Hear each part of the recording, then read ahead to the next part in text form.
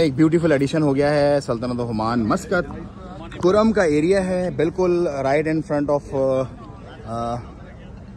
Nando's और 24 hours sir, pure 24 hours like midnight में भी कोई कॉल करेगा you will be there right. So fried chicken का एक बेहतरीन और फंटास्टिक किस्म का एडिशन है सल्तनत ऑफ ओमान में। You guys must try this place.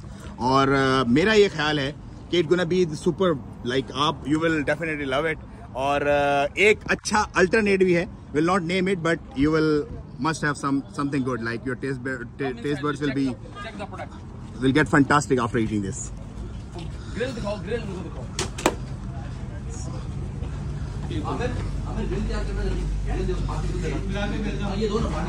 कैसा है जी फीडबैक?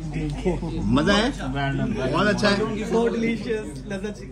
हो सो बर्गर्स भी हैं आपके पास और तमाम चीजें। साफ सुथरा सा किचन है, बिल्कुल फंटास्टिक ट्रेन स्टाफ है एंड पूरा मेन्यू है, पूरा वाओ ड्रिंक्स है। और इसके बाद जो है वो मैक्सिकन कॉर्न है, बुफेलो किकर्स हैं, मतलब everything is here, everything you can have it here inshallah. So chief guest chicken, how is it? ما فهم عندي. كيف هذا زين؟ كيف واجد.